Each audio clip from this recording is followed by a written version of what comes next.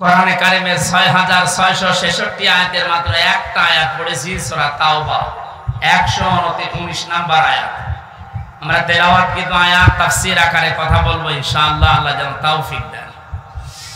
আউযু বিল্লাহি মিনাশ শাইতানির রাজীম। বিসমিল্লাহির রহমানির রহিম।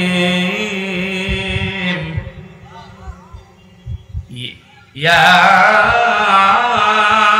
আইয়ুহাল্লাযীনা আমানুত্তাকুল্লাহা ওয়া কুনু মা'আস সাদিকিন। আল্লাহর ঘোষণা, ওহে ঈমানদারেরা। আল্লাহ কোন বেঈমানকে ডাক দিয়েছেন এখানে?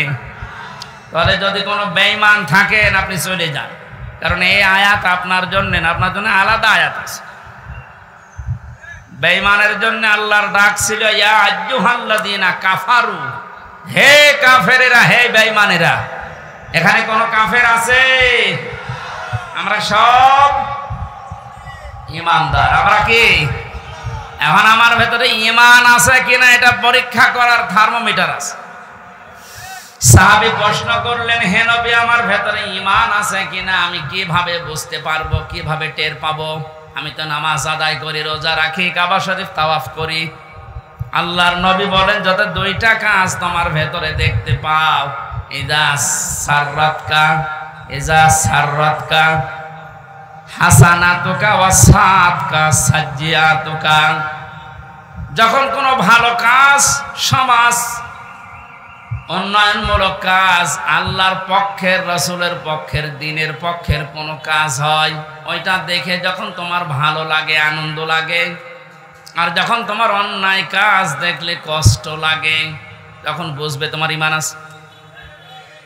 ও বগুড়াবাসী, হাদিসটা সামনে রেখে বলেন তো, বাংলাদেশে ভালো কাজ সবার কাছে ভালো লাগে?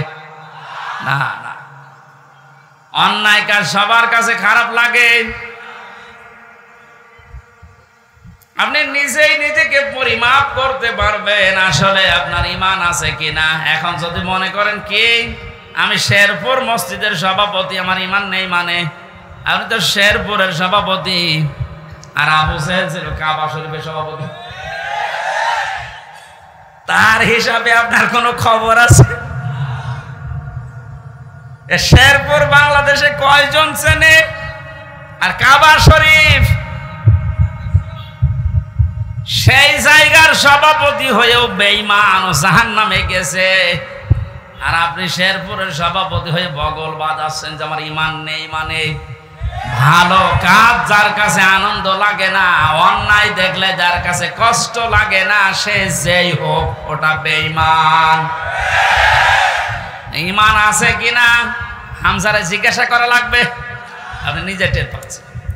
সুতরাং ঈমান যাদের আছে, হাদিস অনুযায়ী আল্লাহ পাক তাদেরকে ডাক দিলেন, হে ঈমানদারেরা। আমি আয়াতের তাফসীর পড়তে গিয়ে পেয়েছি 89 জায়গায় আল্লাহ পাক এই শব্দটা কোরআনে দিয়েছেন। আর যখনই ঈমানদারকে তিনি ডাক দেন, তখন তার কুদরতি হাত এভাবে উঁচা করে ডাকেন, ইয়া আইয়ুহাল্লাযীনা আমানু।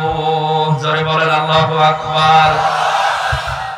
89 জায়গায় আল্লাহ ডাক দিয়েছেন, তার ভেতরে এইটা একটা, ইত্তাকুল্লাহ, আমি আল্লাহকে ভয় করো, ওয়া কুনু মা'আস সাদিকিন, আর সত্যবাদী যারা তাদের সঙ্গে থাকো। এই আয়াতের নির্দেশ দুইটা। কয়টা? আল্লাহকে ভয় করো, সত্যবাদী যারা আছে তাদের সাথে থাকো। বোঝা হয়ে গেছে না? আল্লাহুম্মা আমিন।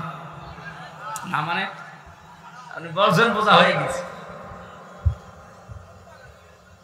এবার আসেন তো এই দুইটা শব্দের ব্যাখ্যায় যায়। কোন আয়াত থেকে যদি কেউ তাফসীর শুনতে চায়, করতে চায়, তাফসীরে মাজহারি আল্লামা সানাউল্লাহ পানিপতি রহমতুল্লাহ আলাইহি লিখেছেন, কেউ যদি কোরআনে কারিমের কোন আয়াত থেকে কথা শুনতে চায়, কমপক্ষে 5টা বিষয় থেকে তাকে আগে কথা শোনা লাগবে। 1 নম্বরে শুদ্ধ তেলাওয়াত, যেটা করলাম। 2 নম্বরে যেই ভাষায় কথা বলে ওই ভাষায়, মাতৃভাষায় অর্থ, এই যে শুনলাম। 3 নম্বরে ওই আয়াতের ঐতিহাসিক প্রেক্ষাপট, শানে রাসূল যেটা বলা হয় ব্যাকগ্রাউন্ড, এটা আমি বলবো এখন। 4 নম্বরে আয়াতের বাস্তব শিক্ষা দেওয়া লাগবে। ওই মান ধাতা বলে কি হয়েছে গুলো বাদ দে, এখন বাস্তবতা অনুযায়ী আয়াত আমাদেরকে কি দিতে চায় এই শিক্ষাগুলো জনগণের সামনে দেওয়া লাগবে। 5 নম্বরে আয়াত থেকে যে শিক্ষাগুলো পাবে ওইগুলো নিয়ে বাড়ি যে আমল করবে। আমরা 2টা করে ফেলেছি, শুদ্ধ তেলাওয়াত আর মাতৃভাষায় অর্থ। যেটা এটা সূরা তাওবার আয়াত, কোন সূরা বলেন বলেন? 129টা আয়াত আছে, মাত্র একটা আয়াত পড়েছি, 119 নম্বর আয়াত। তাওবা শব্দের শাব্দিক অর্থ আমরা অনেকেই মনে করি তাওবা মানে আস্তাগফিরুল্লাহ রাব্বি মিন কুল্লি যামবি ওয়া আতুবু ইলাইহি, হয়ে গেল। তাওবা আর ইস্তেগফার এই দুইটা কিন্তু এক না, এই দুইটা শব্দ আলাদা, মাজদার আলাদা। কথা বুঝতেছেন? তাওবা আর ইস্তেগফার, কেউ যদি ইস্তেগফার করতে চায় সব সময় আপনি করতে পারবেন, কিন্তু তাওবা আস্তাগফিরুল্লাহ আস্তাগফিরুল্লাহ আস্তাগফিরুল্লাহ বললেই তাওবা হয় না। তাওবা করার জন্য কমপক্ষে মানুষের জীবনে 3টা বিষয় মানা লাগে। ইস্তেগফার আর তাওবার ভেতরে পার্থক্য এই, কোন মানুষ যদি তাওবা করে ওর পেছনের অপরাধগুলো শুধু আল্লাহ মাফ করে দেয় না, ওই পুরা জায়গাটা আল্লাহ নেকি দিয়ে ভরাট করে দেন। এখানে যারা এসেছি আজকে আমরা শুধু ইস্তেগফার না, তাওবা করার মতো তাওবা করে বাড়ি যাব। পেছনের অপরাধগুলো শুধু যেন মাফ হয়ে না যায়, ওই জায়গাটা যেন আল্লাহ নেকি দিয়ে ভরাট করে দেয়। বলেন আমিন। 1 নম্বরে যদি তাওবা কেউ করতে চায় তাকে বলা লাগবে আল্লাহ আমি অপরাধী, আমি। এই স্বীকৃতিটা এই পৃথিবীতে মানুষ দিতে চায় না। দেখবেন এই দেশে হাতে নাতে ধরা পড়ার পর অস্বীকার করে না, না তদন্ত করা লাগবে। তদন্ত 7 দিন সময় দিয়েছে যাদেরকে, ওদেরকে মাল মশলা মেরে ওর মুখ বন্ধ করে দেয়। আপনি যদি সত্যি তাওবা করতে চান সে যে কোনো বিষয়ে, আপনাকে প্রথমে স্বীকৃতি দেওয়া লাগবে ওই অপরাধের জন্য, ওই গুনার জন্য স্বীকার করা লাগবে যে হ্যাঁ আমি এই কাজ করেছি, আমি অপরাধী। এখন প্রশ্ন হচ্ছে আপনি স্বীকার করবেন কার কাছে? না না, আপনি শুনছেন না। অপরাধ করেছেন যার কাছে, স্বীকার করবেন তার কাছে। আপনি বিনা কারণে আমার মুখের উপর একটা থাপ্পড় দিলেন আর কাবা শরীফের গিলাফ ধরে বলছেন আস্তাগফিরুল্লাহ, হে আল্লাহ আমারে মাফ করে দাও, কিয়ামতের আগে মাফ পাবেন না। কারণ আপনি তো আল্লাহর গালে থাপ্পড় দেননি, দিয়েছেন আমার গালে। আগে আমার কাছে স্বীকার করেন যে হামজা ভুল হয়ে গেছে। হ্যাঁ, স্বীকার করার সময় আবার অনুশোচনা লাগবে, অনুতপ্ত হওয়া লাগবে। আপনি যদি একেবারে মুড নিয়ে বলেন ওই হামজা মাফ কর, আপনার মাফ হবে? আপনার প্রতি রাগ যা ছিল আমার আরো বেড়ে যাবে। আমি আবার বলছি দ্বিতীয় পয়েন্টটা, তাওবা যদি কেউ সত্যি করতে চায় ওই মানুষটা অপরাধ করবে যার কাছে, স্বীকার করবে তার কাছে। আপনি অপরাধ যদি আপনার স্ত্রীর কাছে করে থাকেন অবশ্যই স্বীকার করবেন স্ত্রীর কাছে, এটা কোনো দোষের কিছু না। স্ত্রীর কাছে দোষ করেছে আর শ্বশুরের কাছে বলছে শ্বশুর আমারে মাফ করে দেন, হবে না। বিনা কারণে আপনি আমাকে পুলিশের হাতে তুলে দিলেন, আমি কিছুই জানি না ওই বিষয়ে, আর আপনি মাফ চাচ্ছেন মসজিদে নামাজ পড়ে, কিয়ামতের আগে মাফ পাবেন না। এইটা মনে হয় এই এলাকায় আছে। আমার ভাইরা এই জন্য তাওবা বিভিন্ন পীরের দরবারে গেলেই বলে তাওবা করো আস্তাগফিরুল্লাহ, এটা তার বাক্য। শর্ত আপনাকে মানা লাগবে, স্বীকৃতি দেওয়া লাগবে যে আল্লাহ আমি অপরাধী, অপরাধ করেছেন যার কাছে স্বীকার করবেন তার কাছে। 2 নম্বরে অনুতপ্ত হয়ে অনুশোচনা নিয়ে। 3 নম্বরে জীবনে এই কাজ আমি আর কোনোদিন করব না, জীবনের মতো ফিরে আসলাম। এই 3টা শর্ত যদি কেউ মেনে নিতে পারে আল্লাহ পাক বলেন ওর পেছনের অপরাধ শুধু মাফ হবে না, ফাউলাইকা ইউবাদদিলুল্লাহু সাইয়্যাতিহিম হাসানাত। ওর পেছনের পুরা অপরাধ আল্লাহ মাফ করে দিয়ে পুরা জায়গাটা নেকি দিয়ে পাল্টিয়ে দেবেন। বলেন সুবহানাল্লাহ। সূরা তাওবা থেকে যখন কথা শুনছি, আল্লাহ এই তওবা যেন আমাদের নসিব করেন। এবার আমরা ব্যাখ্যায় যাচ্ছি। আল্লাহ পাক ঈমানদারকে ডাক দিয়ে তাকে ভয় করার জন্য আহ্বান জানিয়েছেন, আদেশ দিচ্ছেন। এখন ভয় কি? জন্মের পর থেকে শব্দটা আমিও শুনছি যে আল্লাহকে ভয় করো, আল্লাহকে ভয় করো। কি এটা? কি তাকওয়ার যে ব্যাখ্যাগুলো আমরা বলি, আধুনিক ব্যাখ্যা হচ্ছে যে যেই বিষয়ে কাজে আছে ওই বিষয়ের জ্ঞান অর্জন করে প্রশিক্ষণ নিয়ে ওই কাজ আঞ্জাম দেওয়ার নাম হচ্ছে তাকওয়া। আমি আবার বলছি, যে যেই কর্মজীবনে আছেন, যে যেই জায়গাটা দখল করে আছেন, ওই বিষয়ের উপরে জ্ঞান অর্জন করে দক্ষতা প্রশিক্ষণ নিয়ে ওই কাজে আঞ্জাম দেওয়ার নাম হচ্ছে তাকওয়া। না হয় আমি আবার বলছি, তাকওয়া মানেই শুধু আমার মতো জুব্বা গায়ে দিয়ে বড় পাগড়ি গলায় নিয়ে হাতে তসবিহ নিয়ে শুধু সুবহানাল্লাহ সুবহানাল্লাহ বলা না। তাকওয়া মানে যে যেখানে আছেন ওই জায়গায় ওই জায়গার জ্ঞান অর্জন করে দক্ষতা প্রশিক্ষণ নিয়ে দক্ষতা অর্জন করে ওই কাজ আঞ্জাম দেওয়ার নাম তাকওয়া।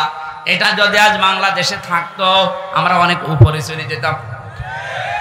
অধিকাংশ মানুষকে এমন দায়িত্ব পালন করতে দেখা যায় ও বিষয়ে কোনোদিনের পড়াশোনা নেই, দক্ষতা নেই, প্রশিক্ষণ নেই, আন্দাজে ওই কাজে হাত দিয়ে তার 12টা বাজায় আরো বেশি।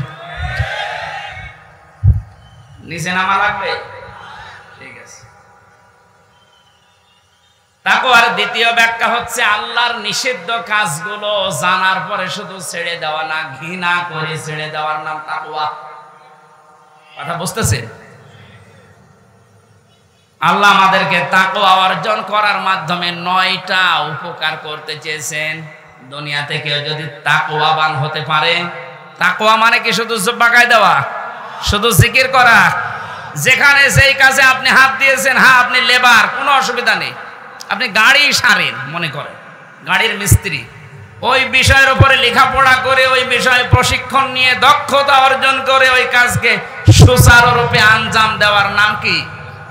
আরো জোরে বলেন। আর চাইনার দিকে তাকান, দিন দিন উন্নতি এমনি করছে, এইটা থাকার কারণ। ওরা যে যে বিষয়ের উপরে দক্ষতা অর্জন করে লেখাপড়া, আমি জেলে যখন ছিলাম 3টা বছর, কয়েকজন চাইনিজ আমার সাথে ছিল। ওরা কি টাকা পয়সার ঝামেলার কারণে ধরা পড়েছিল আর দিয়েছে আমার পাশের রুমে। ভাষা তো বুঝতাম না, কিন্তু কর্মদক্ষতা, ওদের যে কাজ কারবার ভেতরে এত বুদ্ধি, জীবনে কোনোদিন কল্পনাও আসে না যে এই পানির বোতল দিয়ে এই কাজ করা যায়। ও ছাতা ওইটা করে দেখাচ্ছে। তো ওই বিষয়ের ওপরে তো লেখাপড়া আছে, কর্মদক্ষতা আছে এবং প্রশিক্ষণ নিয়েছে, এই জন্য দিন দিন ওরা উপরে উঠতেছে। আজ আমরা ওদের মতো যদি তাকওয়াটা বুঝতাম আর বাস্তবে কাজে লাগাতাম, আমার মনে হয় যে ষড়যন্ত্র কয়েকদিন আগে প্রধানমন্ত্রী শেখ হাসিনা যে আশঙ্কা করেছে বাংলাদেশ নিয়ে, পার্বত্য চট্টগ্রামের কয়েকটা জেলা, মায়ানমারের কিছু অংশ আর ইন্ডিয়ার কিছু অংশ নিয়ে সাদা চামড়ার যারা আছে তারা কিন্তু গোপন আন্দোলন চালাচ্ছে। এটা একটা স্বাধীন খ্রিস্টান রাষ্ট্র ঘোষণা দেবে। প্রধানমন্ত্রী 14 দলের সাথে গোপন বৈঠক করে যে কয়েকটা কথা শেষের দিকে জানিয়েছে, তার ভেতরে এটা একটা। ওনারে আশঙ্কা যদি সত্যি হয়, আপনি চর্মচোখে দেখবেন এদের ভাগ হয়ে সুদানের মতো, দক্ষিণ সুদান, পূর্ব তৈমুরের মতো খ্রিস্টান একটা স্বাধীন রাষ্ট্র এই এলাকায় চলছে। এটা খুব ভালো সংবাদ নাকি? আমাদের কর্মদক্ষতা, তাকওয়ার এই ব্যাখ্যা যেটা আধুনিক ভাবে করা দরকার, এটা আমাদের করা দরকার। আল্লাহ আমাদেরকে ওই পর্যায়ে যাওয়ার তৌফিক দেন, বলেন আমিন। যে যে বিষয়ে আপনার ছেলেটা, আপনার মেয়েটা যে বিষয়ে অভিজ্ঞতা ছোটকাল থেকে দেখবেন, যেদিকে মন আছে ওই বিষয়ে আপনি তাকে তুলে দিন। সবাইকে আলেম হওয়া লাগবে, সবাইকে ইঞ্জিনিয়ার হওয়া লাগবে না। যে যেই বিষয়ের দিকে যেতে চায়, ধাবিত হতে চায়, ভালোবাসে, ওই বিষয়ে যেন জ্ঞান অর্জন করার জন্য রাস্তা পায়, তাকে ব্যবস্থা করে দেন। ও কর্মদক্ষতা অর্জন করে ও প্রশিক্ষণ নিয়ে ওই কাজকে সুচারুরূপে আঞ্জাম দিতে থাকলে দুনিয়া এবং আখিরাত দুইটাই আমাদের জন্য সফল হবে ইনশাআল্লাহ। আমার ভাইরা, 9টা উপকারের ঘোষণা দিয়েছেন আল্লাহ। দুনিয়া থেকে যদি তাকওয়া অর্জন করতে পারে, 1 নম্বরে ওই লোকটা যদি বিপদে পড়ে, মহান আল্লাহ এমন জায়গা থেকে তাকে সাহায্য পাঠায় যার কল্পনা কোনোদিন তার হৃদয়ে আসে নাই। জোরে বলুন সুবহানাল্লাহ। এটা আজ দেখতে আমাদের বহু বাকি। এটা যারা দেখতে পেয়েছিলেন তাদের ঈমান আমি দেখেছি, এই মানুষগুলোর ঈমান পাথরের চাইতেও শক্ত ছিল। সত্যিই যারা তাকওয়া অর্জন করতে পেরেছে দুনিয়াতে, ওই মানুষগুলোর কাছে দুনিয়া আল্লাহ এমন তুচ্ছ বানিয়ে দিয়েছে, তামাম দুনিয়াটা একটা ডিমের চাইতেও তাদের কাছে কম দামি মনে হতো। আমরা আসলে তাকওয়া অর্জন করে আল্লাহর এই 9টা যে উপকারের কথা, সাহায্যের কথা, এটা পাচ্ছি না, কারণ আমাদের তাকওয়া নেই।